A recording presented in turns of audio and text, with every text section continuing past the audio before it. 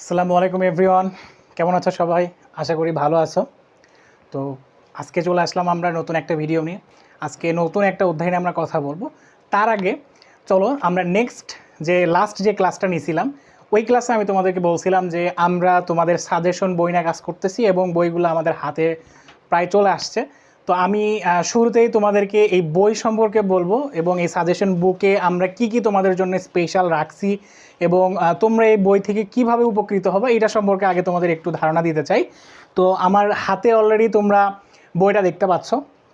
এইটা মানে আমাদের জীববিজ্ঞান সাজেশন বুক। তো বইয়ের মডেলটা তোমরা দেখতে পাচ্ছ, কভার পেজটা দেখতে পাচ্ছ, কত সুন্দর একটা কভার পেজ আমরা দেওয়ার চেষ্টা করছি। এর কভার পেজটা যেমন সুন্দর, এর মধ্যে পড়াশোনা আরও বেশি সুন্দর, ঠিক আছে? তো আমি যদি একটা ফিচার নিয়ে কথা বলি বইয়ের মধ্যে, তোমরা এখানে দেখতে পাচ্ছ, আমি জানি না তোমরা ঠিকঠাক দেখতে পাচ্ছ কিনা, আমি একটু সামনে ধরার চেষ্টা করি। দেখো, এখানে আমরা কোষ বিভাজন চ্যাপ্টার নিয়ে যেহেতু কথা বলতেছি, তো আমি কোষ বিভাজন চ্যাপ্টার থেকেই তোমাদেরকে বলি।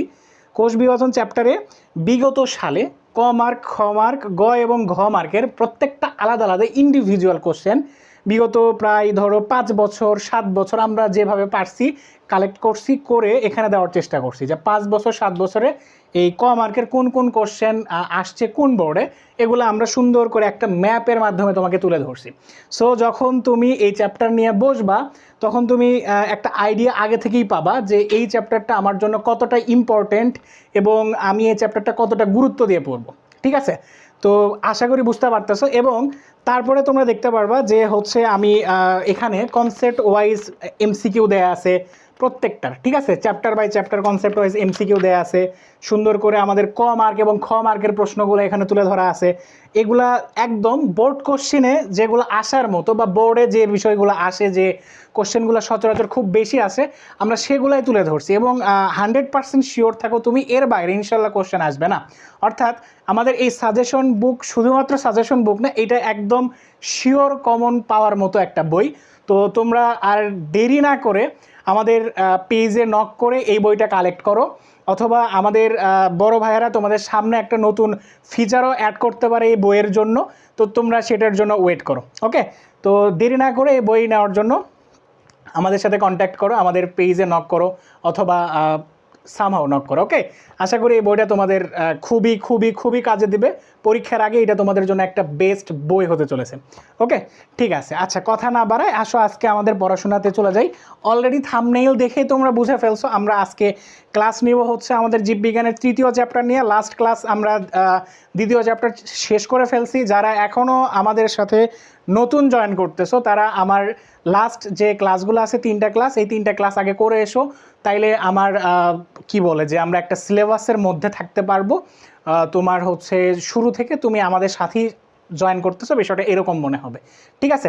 তো আমরা আজকে 3 নাম্বার চ্যাপ্টার কোষ বিভাজন নিয়ে আলোচনা করব। এটা অনেক ছোট একটা চ্যাপ্টার এবং খুবই প্রিসাইজ পড়াশোনা। এবং এই কনসেপ্ট থেকে ধরো তোমার কি বলে যে বোর্ড পরীক্ষায় যদি কোশ্চেন হয়, একদম প্রিসাইজ কনসেপ্ট। যেমন এই চ্যাপ্টারের মধ্যে আমরা দেখব মাইটোসিস কোষ বিভাজনে 5টা ধাপ পাবো, এই 5টা ধাপ থেকে কোশ্চেন আসে, ঠিক আছে? প্রত্যেক বছর মাইটোসিসের গুরুত্ব আসে, শেষ, এই কোশ্চেন, ঠিক আছে? তাহলে চ্যাপ্টারটা কিন্তু খুব বেশি বড় না। আসো আমরা কনসেপ্ট ম্যাপ নিয়ে একটু কথা বলি। কনসেপ্ট ম্যাপ,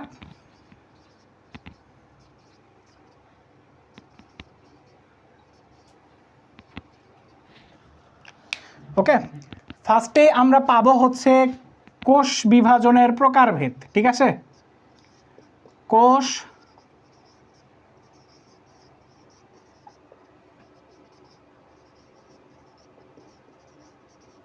প্রকারভেদ। তারপরে আমরা পাবো মাইটোসিসের পর্যায়।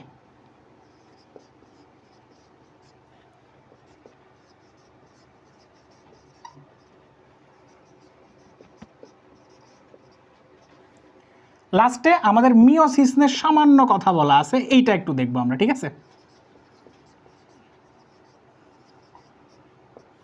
জাস্ট এই 3টা টপিকে আমাদের পুরা চ্যাপ্টার কমপ্লিট।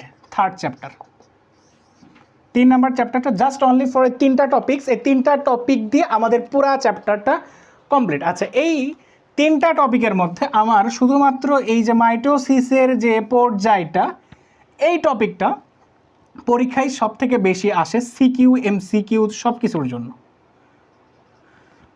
ওকে, আর বাকি দুইটা আমাদের বেসিক টপিক, এইটা আমরা পড়ে রাখবো। ওকে, তাহলে চলো আমরা 1 নাম্বার টপিক দিয়ে শুরু করি। আমরা আগে কোষের যে প্রকারভেদগুলো, কোষ বিভাজনের, এইটা সম্পর্কে জানি। তার আগে আমরা একটু কথা বলি, সেটা হচ্ছে কোষ কি অলরেডি আমরা আগের চ্যাপ্টারে করে আসছি, যে কোষ কি বা টিস্যু কি, এই জিনিসগুলো আমরা জানি। এই চ্যাপ্টারে আমরা দেখব যে একটা কোষ থেকে কিভাবে অসংখ্য কোষ তৈরি হচ্ছে, একটা থেকে দুইটা, দুইটা থেকে চারটা কিভাবে হচ্ছে, এই জিনিসটা আমরা এই অধ্যায়ে শিখব। তো পৃথিবীর প্রত্যেকটা জীব শুধুমাত্র একটা কোষ থেকে ফার্স্টে তার জীবন শুরু করে, ঠিক আছে? তো একটা কোষ তারপরে কি হয়, বিভাজনের মাধ্যমে একাধিক কোষ হয় এবং এটা পরিণত হয়ে হয়ে একটা পূর্ণাঙ্গ প্রাণীতে পরিণত হয়, ঠিক আছে?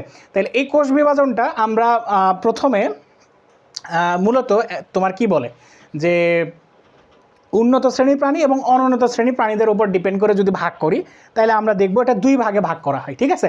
উন্নত শ্রেণীর প্রাণীদের, এটার আমরা একটু পরে আসতেছি, আগে অনুন্নত শ্রেণীর প্রাণীদের কথা বলি। এখানে আমার হচ্ছে কোষ বিভাজনটা আমরা ধরি হচ্ছে অ্যামাইটোসিস, ঠিক আছে? অ্যামাইটোসিস এটা বলি। আর উন্নত শ্রেণীর ক্ষেত্রে দুইটা কোষ বিভাজন ধরি, সেটা হচ্ছে মাইটোসিস আর হচ্ছে মিওসিস, ঠিক আছে? তাহলে কোষ বিভাজনের প্রকার ভেদে আমরা পাচ্ছি কোষ বিভাজন মূলত কয় প্রকার? 3 প্রকার। ওকে,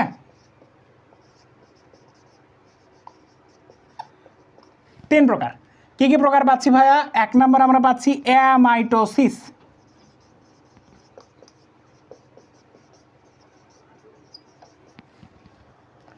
2 নাম্বার আমরা পাচ্ছি মাইটোসিস,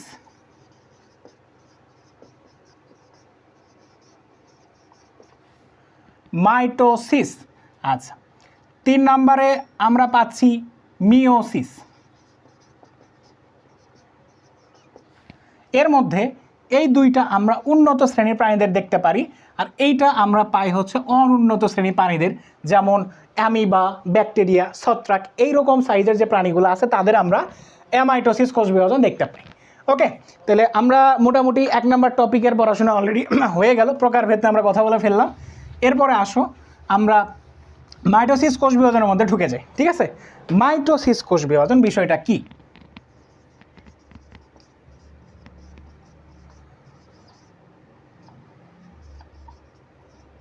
মাইটোসিস ভাই, কোষ বিভাজিত হয়, কোষের মধ্যে মেইন যে বিষয়টা থাকে সেটা হচ্ছে কোষের নিউক্লিয়াস, কোষের সাইটোপ্লাজম, ঠিক আছে?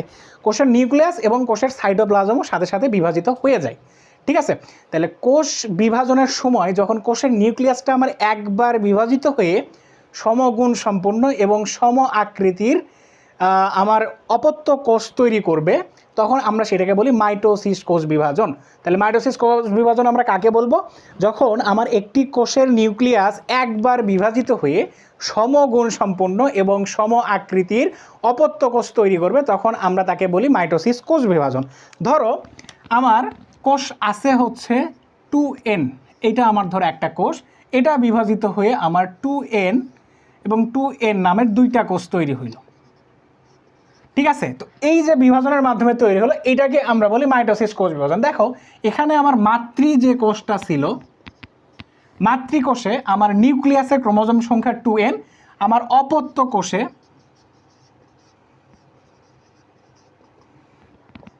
কোষেও ক্রোমোজোম সংখ্যা দেখো 2n, মানে সেম, ঠিক আছে? তাইলে আমার নিউক্লিয়াস একবার বিভাজিত হয়ে সমগুণ এবং সমসংখ্যক ক্রোমোজোম যুক্ত যে কোষটা তৈরি পাইলাম, আমরা অপত্য কোষটা পাইলাম, এটাকে আমরা বলতেছি মাইটোসিস কোষ বিভাজন। এখন এর ভিতরে আমরা ঢুকি। মাইটোসিস কোষ বিভাজন অত্যন্ত জটিল একটি প্রক্রিয়া, তো এর ভিতরে আমরা ঢোকার চেষ্টা করি।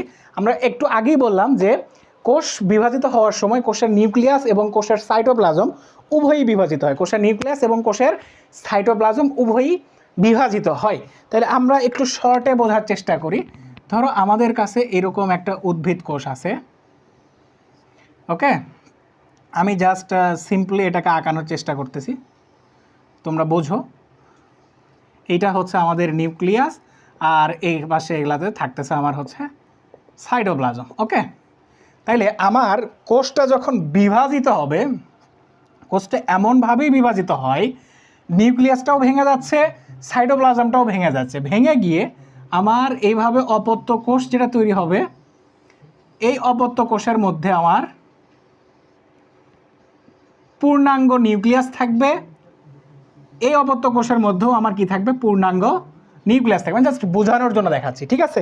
তাহলে আমার মাতৃকোষের যা অবস্থা, অপত্য কোষের তা অবস্থা, ঠিক আছে? তাহলে বোঝোর বিষয়টা হচ্ছে নিউক্লিয়াসটা ভেঙে গেল, সাইটোপ্লাজমটাও ভেঙে গেল। ওকে, আচ্ছা, আরেকটা বিষয় সেটা হচ্ছে আমার মাইটোসিস বিভাজন শুরুর পূর্বে কোষকে একটা প্রস্তুতিমূলক কাজ করে নিতে হয়, ঠিক আছে? মানে আমি কোষটাকে বিভাজিত করব, মাইটোসিস বিভাজন আমি যখন শুরু করব, বিভাজন যখন আমি শুরু করব তখন কোষের একটা প্রস্তুতিমূলক আমার কাজ করতে হয়, ঠিক আছে? প্রস্তুতি, হ্যাঁ, প্রস্তুতিমূলক কাজ করতে হয়। এই প্রস্তুতিমূলক কাজকে আমরা বলি ইন্টারফেস। কি বলি? ইন্টারফেস। হ্যাঁ, কোষের ম্যাক্সিমাম টাইম এই ইন্টারফেস অবস্থাতে থাকে, মানে ও প্রস্তুত হয় আর কি, ঠিক আছে? যে কোনো কাজ করার আগে দেখবা আমরাও এরকম কিন্তু প্রস্তুতি নেই, ঠিক আছে? তো প্রস্তুতিমূলক যে পর্যায়টা থাকে সেটাকে আমরা বলি ইন্টারফেস। এর পরবর্তীতে যে এটা থাকে সেটাকে আমরা বলি এম ফেস বা মাইটোটিক ফেস, ঠিক আছে? তাইলে মূলত এই দুইটা, একটা প্রস্তুতিমূলক পর্যায় আর একটা হচ্ছে এম ফেজ, এই দুইটা পর্যায় নিয়ে মাইটোসিস পর্যায়টা মেইনলি তৈরি, ঠিক আছে? তাহলে প্রস্তুতিমূলক পর্যায় যেটা সেটাকে আমরা বলি ইন্টারফেজ, আর আরেকটাকে বলা হয় এম ফেজ বা মাইটোটিক ফেজ। এই এম ফেজ বা মাইটোটিক ফেজে দুইটা ঘটনা ঘটে। এক নাম্বারটা হচ্ছে ক্যারিওকাইনোসিস, আরেকটা হচ্ছে সাইটোকাইনোসিস। তাহলে এক নাম্বার কি ঘটনা ঘটতেছে?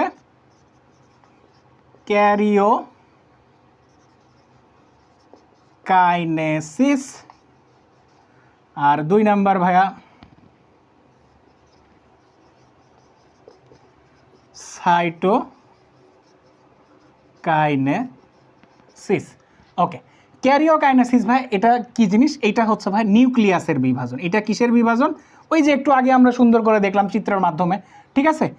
নিউক্লিয়াসের বিভাজন, এটাকে আমরা বলি ক্যারিওকাইনেসিস। সাইটোকাইনেসিস নামের মধ্যে সুন্দর একটা মিল আছে, সাইটোপ্লাজমের বিভাজন, ঠিক আছে? সাইটোপ্লাজমের বিভাজন, ঠিক আছে? তো সাইটোকাইনোসিস খুব একটা জটিল প্রক্রিয়া না, এটা সহজেই হয়ে যায়। কিন্তু ক্যারিওকাইনোসিস বা নিউক্লিয়াসের বিভাজন, এইটা ভাই একটা জটিল প্রক্রিয়া, ঠিক আছে? ক্যারিওকাইনোসিস বিষয়টা কি? এখানে আবার এই জিনিসটাকে আমরা 5টা ভাগে ভাগ করি, ঠিক আছে? ক্যারিওকাইনেসিস হচ্ছে 5টা পর্যায় আছে। এক নাম্বার যেইটা বা 5টা ধাপ আছে, এক নাম্বার হচ্ছে ভাইয়া প্রোফেজ। দুই নাম্বার মেটাফেজ।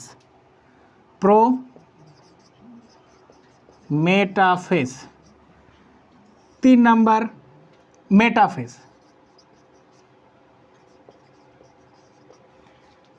চার নাম্বার অ্যানাফেজ। 5 number telophase.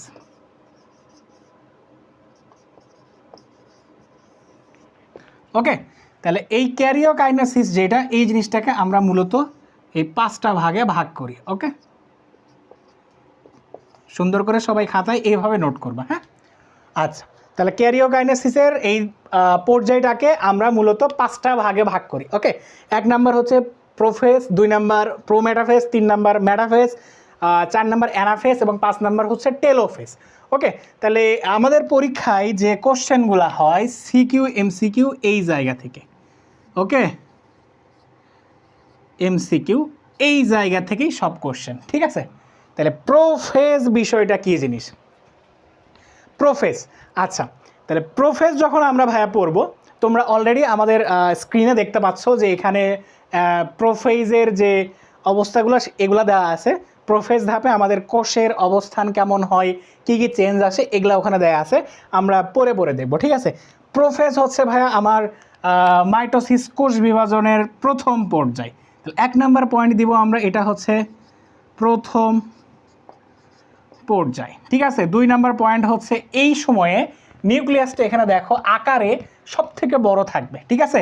তাহলে নিউক্লিয়াস আকারে বড় থাকে। ওকে, আমি শর্টে লিখতেছি, তোমরা আমার কথা শুনে নোট করবা, হ্যাঁ? নিউক্লিয়াসটা বড়, ঠিক আছে? নিউক্লিয়াসটা আকারে বড় থাকে। তারপরে কি হয় ভাইয়া? এখানে দেখো আমার যে ক্রোমোজোমগুলো এখানে দেখতে পাচ্ছ তোমরা, এই ক্রোমোজোমগুলো সদৃশ হচ্ছে, মানে দেখা যাচ্ছে, ঠিক আছে?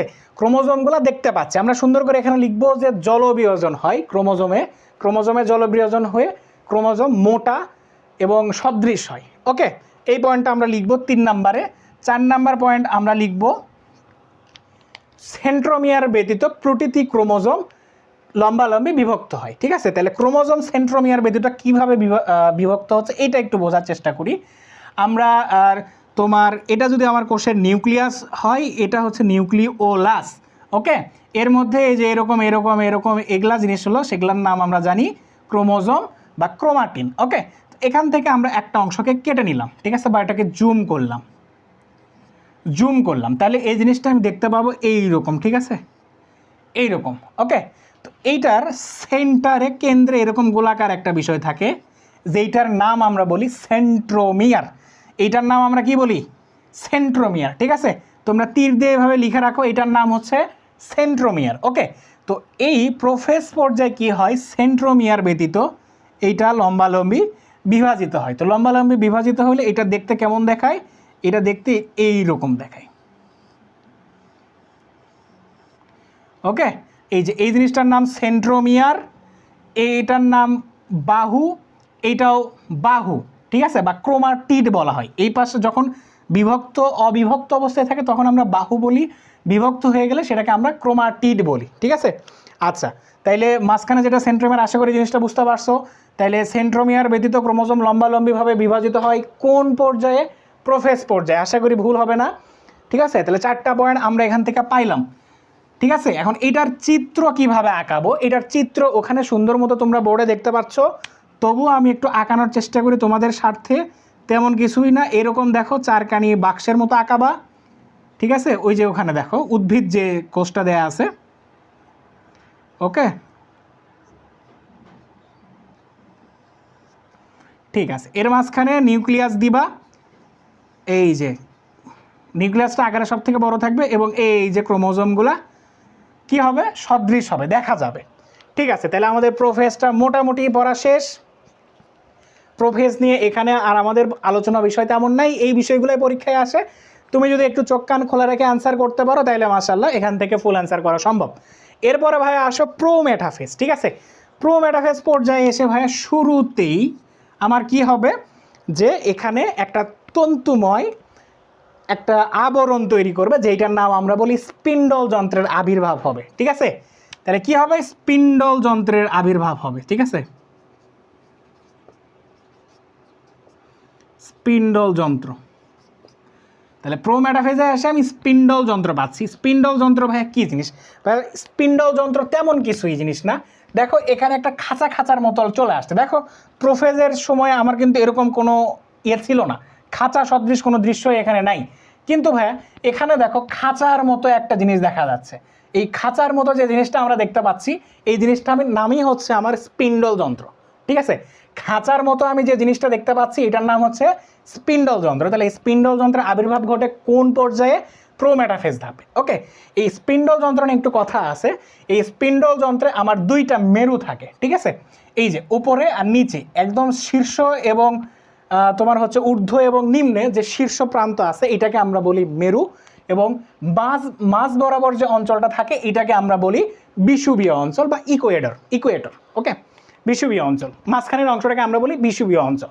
ঠিক আছে, এতটুকু বোঝা গেছে তো আশা করি। ঠিক আছে, এরপরে আমার তোমার যে একটু আগে আমরা শিখে আসলাম যে ক্রোমোজোমের কি থাকে, সেন্ট্রোমিয়ার থাকে। তাইলে এই সেন্ট্রোমিয়ারটা এই ফাইবারের সাথে আটকায় থাকে। ঠিক আছে, কি থাকে? আটকায় থাকে, আবদ্ধ থাকে। ঠিক আছে, তো যে ফাইবারের সাথে তোমার আটকায় থাকলো বা আবদ্ধ থাকলো ওই ফাইবারকে আমরা বলি ট্র্যাকশন ফাইবার। ঠিক আছে, আশা করি বুঝতে পারছো। এই পয়েন্টগুলো সুন্দর করে প্রোমেটাফেজের মধ্যে তুলে দিবা এবং সুন্দর করে একটা চিত্র সেম আগের মতো করে আঁকাবা। আগের মতো করে সুন্দর করে এরকম চারখানি বাক্সর মতো করে আঁকায় নিবা। ঠিক আছে, সেম সবগুলো চিত্রই কিন্তু মোটামুটি সেম। ওকে, দিয়ে এখানে এই যে স্পিন্ডল যে যন্ত্রটা ওটা তোমরা বানাবা। ঠিক আছে, তারপরে এখানে ক্রোমোজোম দিবা।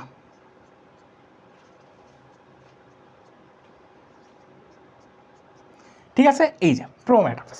আচ্ছা এরপরে আচ্ছা প্রো মেটাফেজ, ঠিক আছে। তো এখানে আরেকটা লক্ষণীয় বিষয়, সেটা হচ্ছে দেখো এখানে কিন্তু আমার নিউক্লিয়ার যে মেমব্রেনটা ছিল এটা কিন্তু এই জায়গায় এসে আর থাকতেছে না, ঠিক আছে।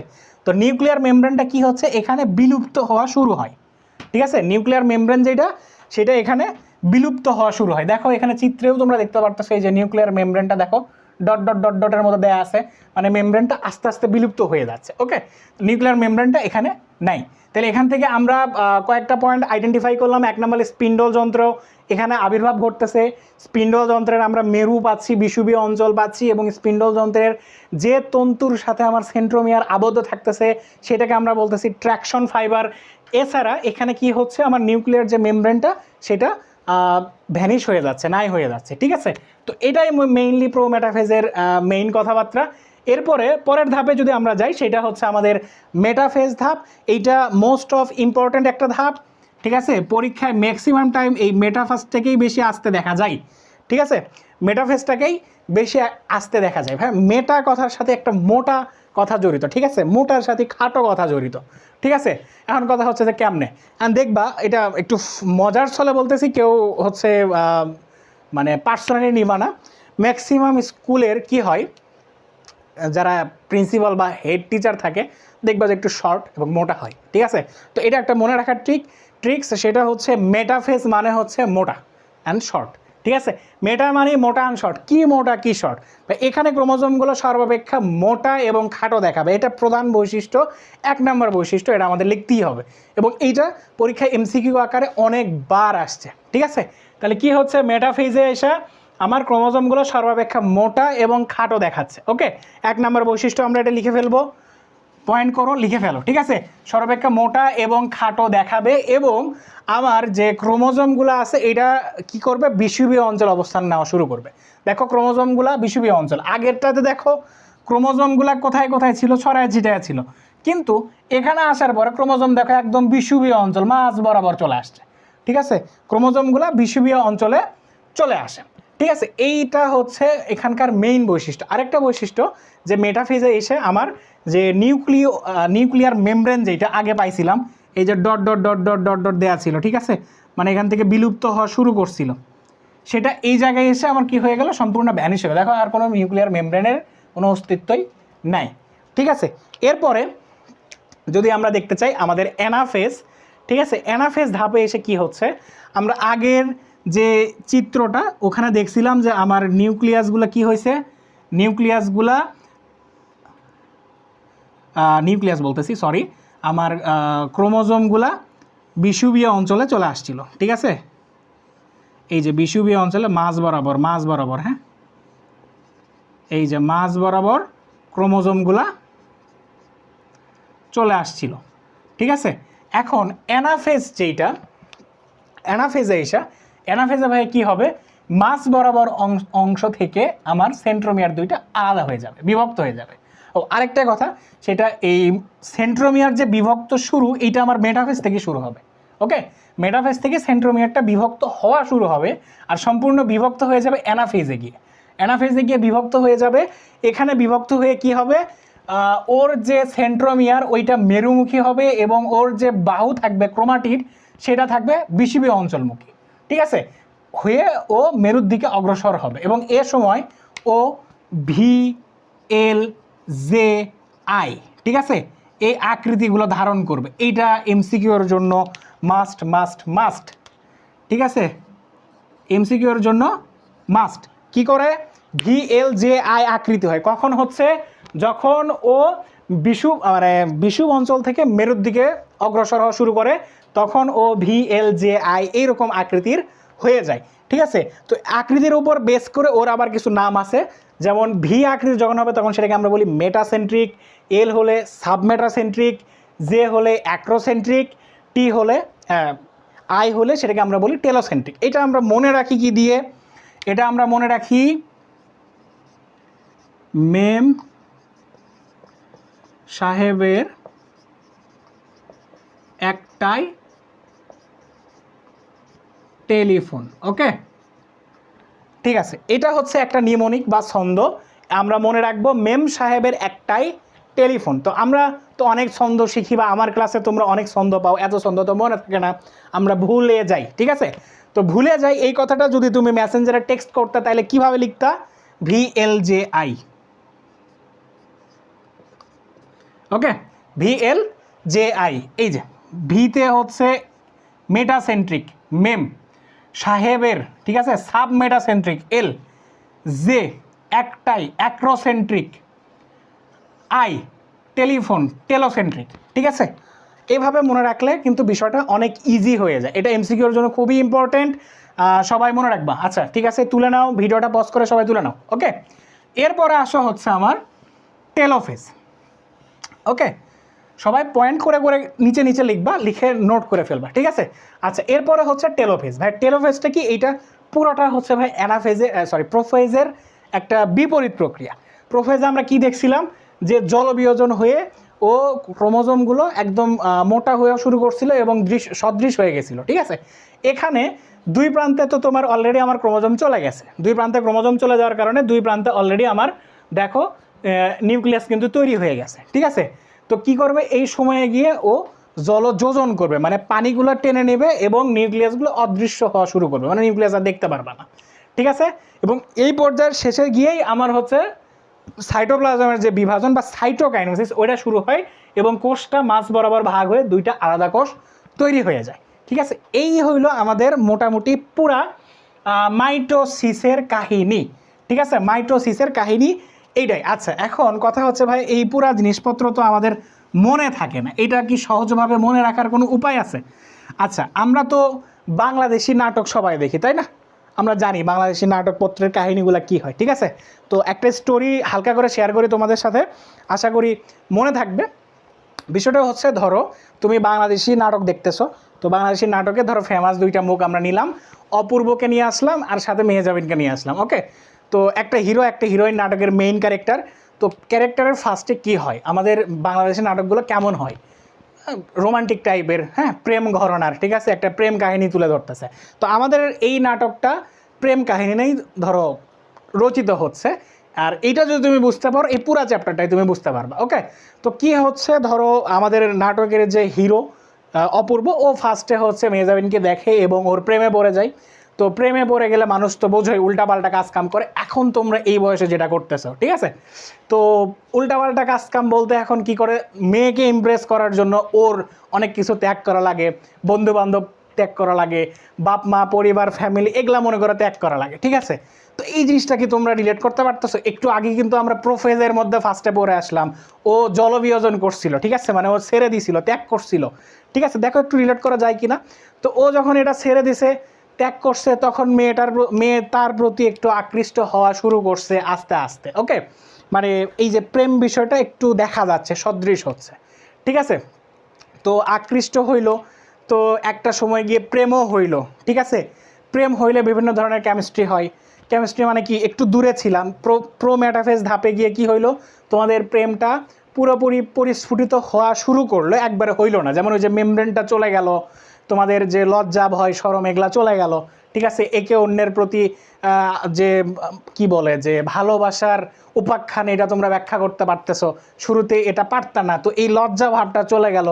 তারপর আরও কি নতুন নতুন জিনিসপত্র তোমাদের মধ্যে তৈরি হইলো, হ্যাঁ, অনেক কমিটমেন্ট তৈরি হইলো, অনেক কিছু, যেমন এদেরকে স্পিন্ডল যন্ত্র আসছিল, তো তোমাদের মধ্যে এরকম কমিটমেন্ট আসলো, এইটা ওইটা, ঠিক আছে?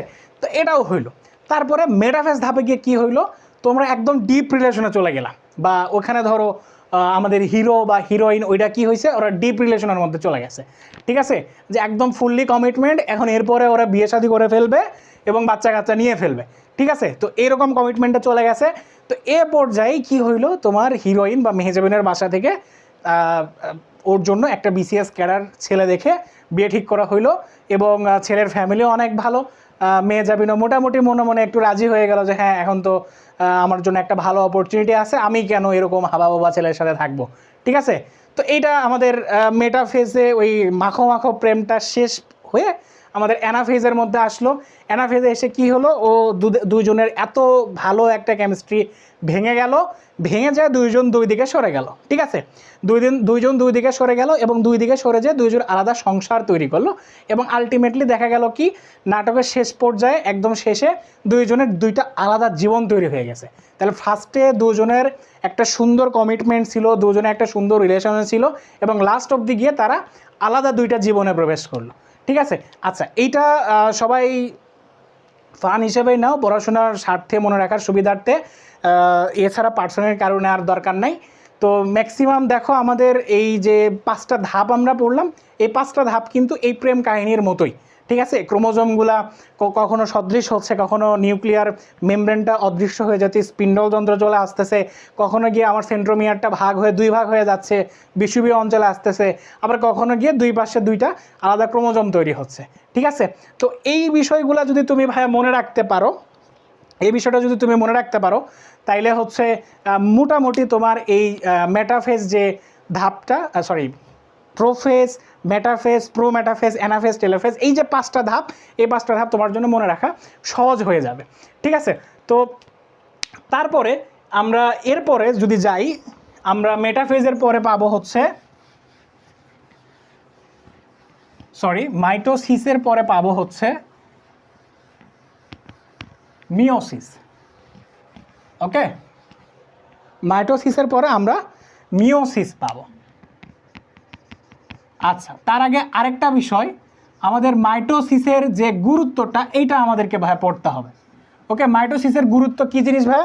এইটা দেখো, ধরো তোমার বডিতে কোথাও কেটে গেছে বা অনেক সময় পড়ে গিয়ে হাত পায়ে ক্ষত হয়ে গেছে। ঠিক আছে, তো এই জায়গাটা কিভাবে সেরে উঠবে, এই মাইটোসিস কোষ বিভাজনের মাধ্যমে ওই জায়গাতে একটা দুইটা থেকে চারটা থেকে 8টা এভাবে কোষ বিভাজিত করে করে জায়গাটা ক্ষতস্থান পূরণ করে দেবে।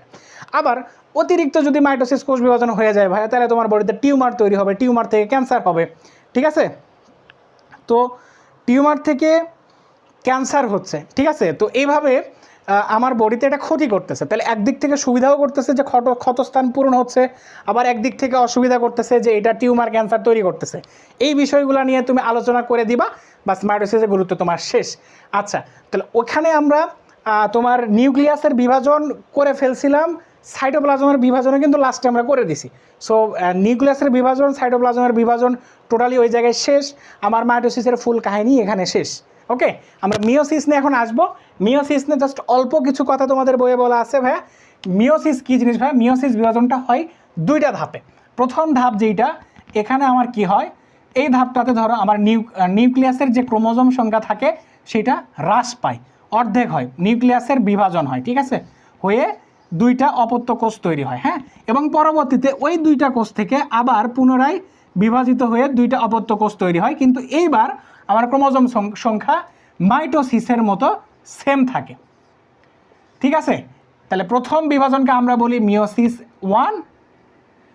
আচ্ছা, 1 আমি লিখলাম শুধু, আর 2 নম্বর বিভাজনকে বলি আমরা মিওসিস 2। এই 2 নম্বর বিভাজনটা মাইটোসিসের অনুরূপ। 2 নম্বর বিভাজন হচ্ছে মাইটোসিসের অনুরূপ। ঠিক আছে, কেন অনুরূপ? কারণ এখানে ক্রোমোজোম সংখ্যা যা, ওর মানে মাতৃকোষে এখানে যা, অপত্য কোষেও তা। ঠিক আছে, তাইলে এখন কোশ্চেন হচ্ছে, আমার মিওসিস কোষ বিভাজনে একটি অপত্য কোষ থেকে একটি মাতৃকোষ থেকে কয়টি অপত্য কোষ তৈরি হয়? একটি মাতৃকোষ থেকে ভাইয়া 4টি অপত্য কোষ তৈরি হচ্ছে। এই যে 1 2 3 4, 4টি অপত্য কোষ তৈরি হচ্ছে এবং প্রত্যেকটা অপত্য কোষে মাতৃকোষের ক্রোমোজোম সংখ্যার অর্ধেক সংখ্যক ক্রোমোজোম থাকে। ঠিক আছে, মাতৃকোষের ক্রোমোজোম সংখ্যার অর্ধেক সংখ্যক ক্রোমোজোম থাকে, এজন্য মিওসিসকে হ্রাসমূলক বিভাজন বলা হয়। পরীক্ষায় খ মার্কে কোশ্চেনটা প্রচুর আসতে দেখা যায় যে মিওসিসকে হ্রাসমূলক বিভাজন কেন বলা হয়, এই কথাটা উল্লেখ করে দিয়ে আসবা, তাইলেই হয়ে যাবে যে মিওসিস বিভাজনে আমার মাতৃকোষের যে ক্রোমোজোম সংখ্যা, মিওসিস বিভাজনে মাতৃকোষের ক্রোমোজোম সংখ্যা অপত্য কোষের ক্রোমোজোম সংখ্যা এসে অর্ধেক হয়ে যায়, এই জন্য একে হ্রাসমূলক বিভাজন বলা হয়। তাইলে ভাইয়া মিওসিস নিয়ে আমাদের বইয়ে এত ডিটেলসে কথা এখন বলা নাই, তোমরা এটা যখন বড় হবা, ইন্টারমিডিয়েটে যাবা, তখন এই বিষয়টা নিয়ে আরও ডিটেলসে পড়বা। আরও ডিটেলসে এই বিষয় নিয়ে পড়বো আমরা, ঠিক আছে। তো এ পর্যায়ে তোমার মিওসিসের যে গুরুত্বটা এইটা মোটামুটি পরীক্ষায় আসতে দেখা যায়।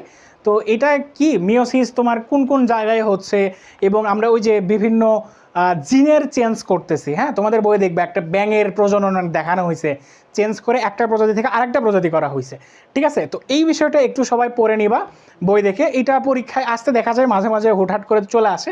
মেইনলি আমাদের মাইটোসিসের যে 5টা ধাপ, এই 5টা ধাপ চিত্রসহ লাগবে, মাইটোসিসের গুরুত্বটা বেশি করে লাগবে। আর মিওসিসকে কেন হ্রাসমূলক বিভাজন বলা হচ্ছে এই জিনিসটা আমাদের জানতে হবে, ঠিক আছে।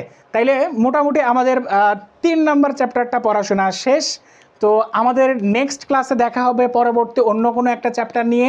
আজকের মতো সবাই এখানে ভালো থাকো। ও হ্যাঁ, যাওয়ার আগে আরেকটা কথা, আমরা শুরুতেই যে বই নিয়ে কথা বললাম, তোমাদের যদি ভালো লাগে ভাইয়া তাইলে আমাদের সাথে কন্ট্যাক্ট করো, বইটা তাড়াতাড়ি কালেক্ট করো, যত তাড়াতাড়ি কালেক্ট করতে পারবা তত তোমাদের জন্য সুবিধা, ঠিক আছে। তাড়াতাড়ি পড়া শুরু করতে পারবা, আমাদের ক্লাসের সাথে বই রিলেট করে পড়তে পারবা, ওকে। আচ্ছা, আর আমাদের ইউটিউব থেকে যারা দেখতেছো আমাদের চ্যানেলটাকে সাবস্ক্রাইব করে দিও, ফেসবুক থেকে যারা দেখতেছো তারা ফলো করে দিও, ঠিক আছে। থ্যাংক ইউ সবাইকে, আসসালামু আলাইকুম।